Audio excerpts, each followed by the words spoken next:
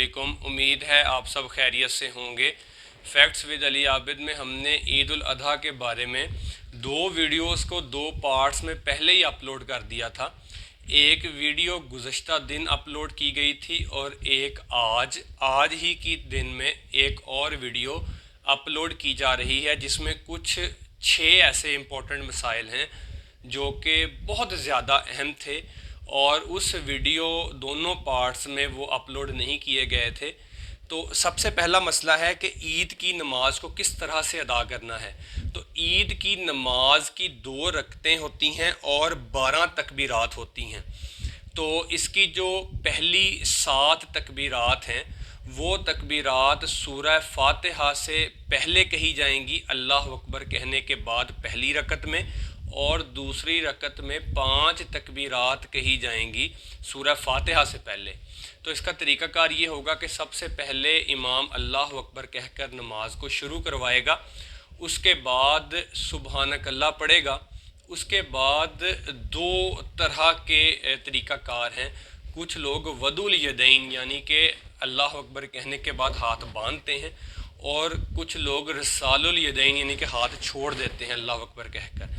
तो दोनों ही सूरतों में जब सुबहानक अल्लाह मुकम्मल होगी तो इमाम 7 तकबीरात कहेगा।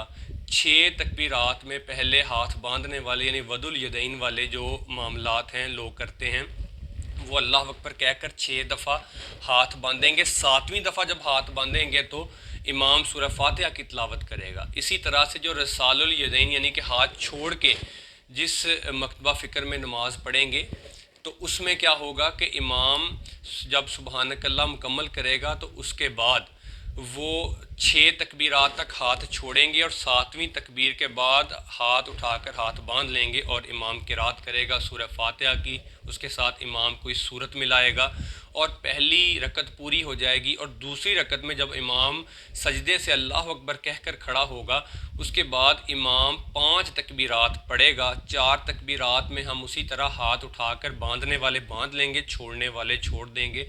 और 5वीं जो तकबीर होगी, हाथ बांधने वाले पहले भी बांध रहे थे अब भी बांध लेंगे, और जो हाथ छोड़ रहे थे वो 5वीं तकबीर पे हाथ बांध लेंगे और इमाम सूरह फातिहा की तिलावत करेगा। उसके बाद कोई सूरत मिलाएगा और ये रकत भी मुकम्मल हो जाएगी। जिस शख्स की पहली रकत में तकबीरात रह गई हैं वो अपनी तकबीरात को दूसरी रकत में मुकम्मल करेगा और उसकी 12 तकबीरात पूरी हो जाएंगी।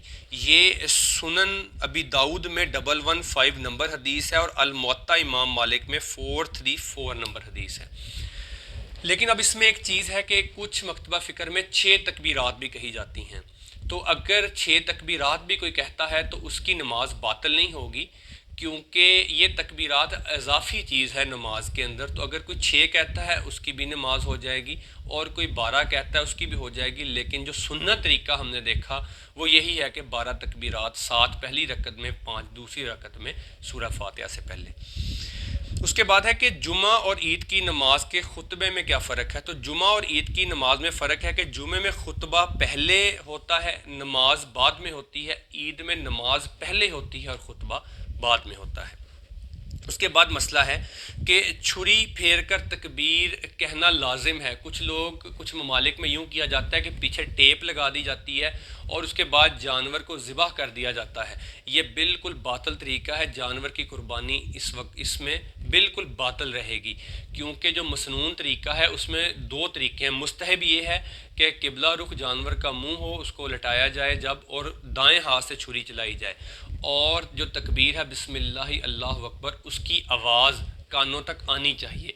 तो ये बोल कर आनी चाहिए, ना कि टेप रिकॉर्डर लगा कर आनी चाहिए। तो जो टेप रिकॉर्डर पे कुर्बानियाँ की जा रही होती हैं कि इज्तिमाई कुर्बानियाँ, पीछे टेप रिकॉर्डर लगा हुआ है, वो छुरी फेरी जा रहे हैं, वो हराम तरीका है, वो बातिल तरीका है।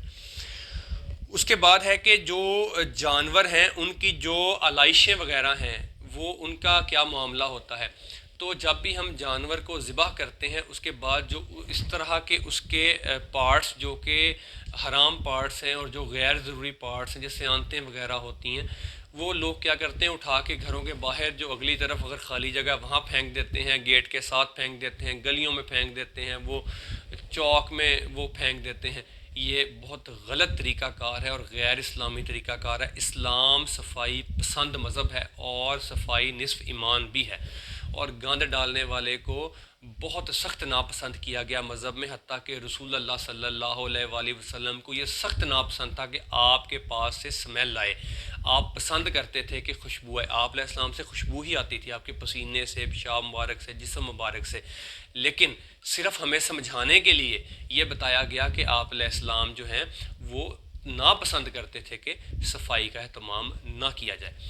تو اب ہم کیا کرتے ہیں، اس کا بہترین طریقہ یہ ہے کہ ہم ایک دور اپنے آبادی سے ایک کھڈا کھود کے اس میں ہم جا کے ان کو دبا دیں، تاکہ جب اس میں ہم دبائیں گے تو وہ زمین میں ڈسپوز آف ہو جائے گا۔ اگر ہم اس کو باہر پھینک دیں گے، اس میں بیکٹیریا اور باقی جراثیم، پھر اگر پانی ڈل گیا یا اس میں کوئی چلا گیا، بیماریاں، تعفن بھی پھیل سکتا ہے، اور اس کے بعد معدے کی اور سکن کی بہت سی بیماریاں بھی ہو سکتی ہیں۔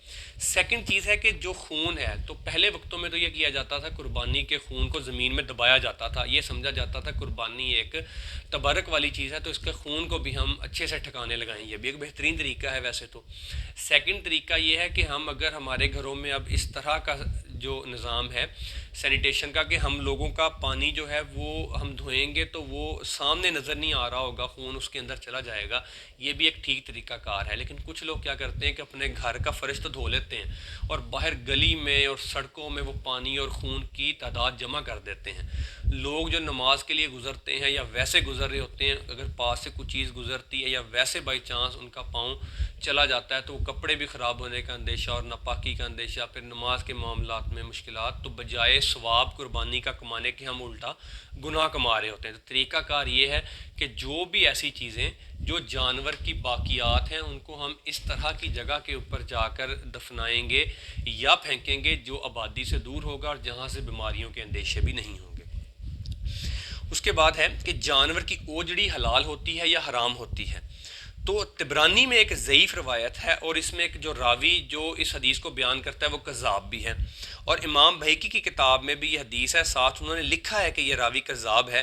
سنن کبریٰ البہیقی میں 19700 نمبر حدیث ہے کہ نبی کریم صلی اللہ علیہ وآلہ وسلم نے ذبح شدہ بکری کی 7 چیزوں کو ناپسند فرمایا۔ اب یہ وہی کذاب راوی یہ روایت کر رہا ہے، وہ 7 چیزیں وہ راوی بیان کرتا ہے، وہ جو جھوٹا راوی ہے، کذاب ہے، وہ کہتا ہے کہ خون، شرمگاہ، خصیتین، مغز، سفرہ یا سودا، غدود، یہ چیزیں اللہ کے نبی کو ناپسند تھیں، اور بکری کے آگے والا حصہ یعنی کہ گوشت آپ علیہ السلام پسند کیا کرتے تھے۔ تو اس میں ایک بہت بڑی آگے جا کے ابھی ہم حدیث بیان کرتے ہیں جو کہ حضرت ابن عباس رضی اللہ تعالیٰ عنہ سے ہے، اور اس حدیث سے ہمیں بالکل کلیئر ہو جائے گا کہ حرام اور حلال کا کیا معاملہ ہے۔ ویسے بھی حلال جانور کی ہر چیز حلال ہوتی ہے، اور اس کی چاہے آپ دماغ کھائیں، آپ اس کی زبان، اس کا آپ چاہے اوجڑی، ہر چیز اس کی حلال ہے، سوائے اس کے کہ اللہ پاک نے جو حرام چیزیں ہیں وہ قرآن میں بتا دی ہیں کہ کون کون سی چیزیں حرام ہیں۔ تو سنن ابی داؤد میں 4146 نمبر حدیث میں ابن عباس رضی اللہ تعالیٰ عنہ کا قول ہے کہ اللہ نے جو حرام چیزیں کرنی تھیں وہ فرما دیں، جو حلال کرنی تھی وہ فرما دیں۔ اب جو حلال ہے وہ حلال ہے اور جو حرام ہے وہ حرام ہے، اور تم اپنے پاس سے کچھ حرام یا حلال نہ کرو۔ اور آپ رضی اللہ تعالیٰ عنہ نے یہ بھی فرمایا کہ جن کا ذکر نہیں کیا گیا، یعنی کہ کچھ ایسی چیزیں جو اللہ نے حرام کر دیں اور کچھ ایسی چیزیں جو اللہ نے حلال کر دیں، اور آپ رضی اللہ تعالیٰ عنہ فرماتے ہیں کہ آپ علیہ السلام نے جو نہیں فرمایا اللہ کے حکم سے اس چیزوں کا پوچھا بھی نہیں جائے گا۔ ٹھیک ہو گیا۔ اور پھر اس کے بعد ابن عباس رضی اللہ تعالیٰ عنہ نے آیت لفظ فرمائی کہ فرما دیجئے میری طرف جو وحی کی گئی ہے، میں اس میں کھانے والے کے لیے جو وہ کھاتا ہے مردار نمبر 1، بہتا ہوا خون نمبر 2، اور خنزیر کا گوشت، 3 چیزیں، اس کے سوا اور کوئی چیز حرام نہیں ہے۔ تو جو قربانی کا ہمارا جانور ہے اس جانور میں ایک تو بہتا ہوا خون جو ہے وہ حرام ہو گیا، اور ایک مردار حرام ہو گیا، اور سور تو ویسے حرام ہو گیا۔ اس کے علاوہ حلال جانور کی ہر چیز حلال ہے، سوائے ایسی چیزوں کے جس میں گند ہے، جیسے ہم مثانے کی بات کریں گے، جیسے ہم آنتریوں کی بات کریں گے، اس میں تو گند ہے، فضلہ ہمیں پتہ ہے۔ اس کے علاوہ باقی ہر چیز حلال جانور کی حلال ہے۔ اس کے بعد کہ کیا اس کے بارے میں حکم ہے کہ جانور کے لیے قربانی کے لیے کیا شرط ہے؟ تو جانور کا دوندہ ہونا لازم ہے ورنہ قربانی نہیں ہوگی، اور اگر مسنہ یعنی دوندہ نہیں ملتا تو پھر کہا جاتا ہے کہ پکا کھیرا، ٹھیک ہے، پکا کھیرا جناب لگ جائے گا، پکا کھیرا بالکل لگ جائے گا، لیکن پکا کھیرے کے بارے میں حکم ہے کہ 1 سال کا کھیرا، لیکن امام ترمذی لکھتے ہیں کہ بھیڑ اور دمبے پر یہ لاگو ہوگا جو 1 سال کا ہوگا، یہ نہیں کہ پکا کھیرا ہے 1 سال سے کم ہے تو پھر دمبا بھی نہیں لگے گا، ٹھیک ہے، یا مینڈا بھی نہیں لگے گا۔ اگر 1 سال کا وقت گزر گیا پھر دمبا اور مینڈا دونوں لگیں گے، لیکن بکری نہیں لگے گی، چاہے وہ پکا کھیرا ہے، بکرا ہے یا بکری ہے، اونٹ ہے یا گائے ہے، وہ پکے کھیرے ہیں وہ نہیں لگیں گے۔ صرف پکا کھیرے کی شرط جو ہے وہ دمبے اور مینڈے پر ہی آئی ہے یا بھیڑ پر آئی ہے۔ تو اگر کوئی پھر بھی پکا کھیرا سمجھ کر قربانی کرتا ہے، اس کی قربانی باطل ہوگی، اس کی قربانی نہیں ہوگی۔ جامعہ ترمذی، ابو داؤد، نسائی، ابن ماجہ میں نبی کریم صلی اللہ علیہ وآلہ وسلم نے فرمایا کہ ایسے جانور کی قربانی نہ کرو جس کا کان کٹا ہو، سینگ ٹوٹا ہو، اس کے جسم پر گوشت کم ہو، وہ لاغر یا بیمار ہو، لنگڑا ہو، کانا ہو۔ اب یہ وہ شرائط آ گئیں جو کہ کسی جانور میں اگر ہوں گی تو اس کو قربانی کے لیے ہم استعمال نہیں کریں گے، اور اگر یہ والی شرائط اس میں نہیں ہے تو پھر ہم اس کو قربانی کے لیے استعمال کر سکتے ہیں۔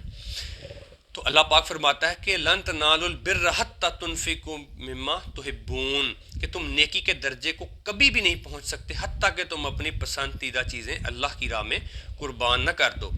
اگر عیب جانور میں بعد میں پیدا ہوتا ہے، اب یہ ایک علیحدہ مسئلہ ہے، تو وہ عیب میں شامل نہیں ہوگا۔ مصنف عبد الرزاق میں حدیث ہے کہ عبداللہ ابن زبیر رضی اللہ تعالیٰ عنہ نے ایک کانی اونٹنی دیکھی، آپ نے فرمایا اگر یہ کانی قربانی کے لیے خریدنے سے پہلے کانی تھی تو اس کی قربانی نہیں جائز، لیکن اگر یہ کانی قربانی خریدنے کے بعد ہوئی ہے، یعنی اس نے خود کو نقصان پہنچایا یا کوئی مسئلہ ہو گیا، بیماری آ گئی، تو پھر یہ قربانی کے لیے بالکل جائز ہے۔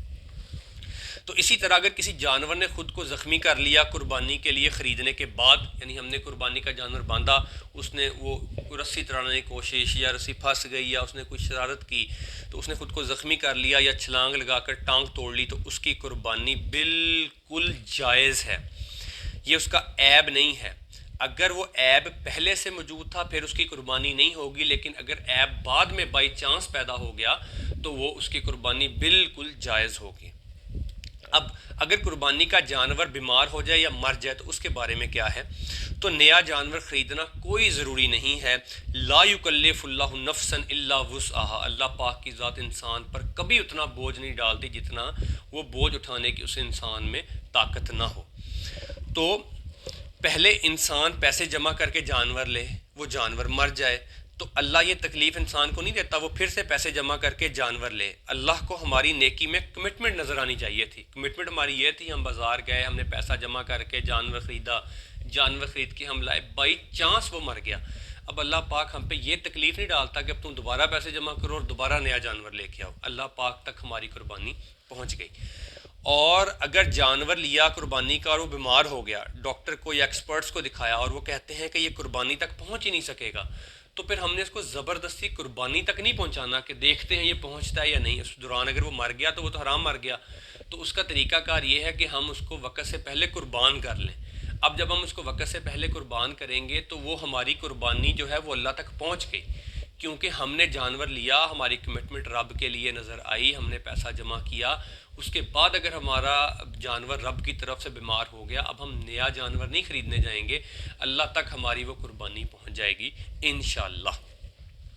تو سورہ حج میں اللہ پاک فرماتا ہے کہ نہ تو اللہ پاک کو تمہارا گوشت پہنچتا ہے نہ ہی خون پہنچتا ہے، وہ تمہارے دلوں کے تقوی کو دیکھتا ہے۔ اور صحیح مسلم کی حدیث ہے کہ اللہ تمہاری شکلوں اور مال کو نہیں دیکھتا بلکہ دلوں اور اعمال کو دیکھتا ہے۔ تو طریقہ کار یہی ہے کہ انسان نے جب کوئی جانور لیا، اگر وہ بیمار ہو گیا یا بائی چانس مر گیا تو اس جانور کی قربانی انسان کی طرف سے اللہ تعالیٰ کو پہنچ گئی، انشاءاللہ اللہ پاک اس کو قبول بھی فرمائے گا اور اس کا ثواب بھی ہم تک اللہ پاک اسی طرح سے پہنچائے گا جس طرح سے اس بندے کا ثواب جس نے نیک نیتی سے تقوی کے ساتھ عید والے دن قربانی کی ہے، اس کا ثواب پہنچے گا۔ امید ہے آج کے یہ 6 سے 7 امپورٹنٹ مسائل جو کہ آج ایڈریس کرنا بہت ضروری تھے، ہم تک پہنچ گئے ہوں گے۔ اگر اس میں کچھ چیز مسنگ ہوگی اس کو انشاءاللہ ہم کمنٹ باکس میں ڈسکس کر لیں گے، اگر کوئی مسئلہ مسائل ہوگا ہم اس کو بھی کمنٹ باکس میں ڈسکس کر لیں گے۔ السلام علیکم۔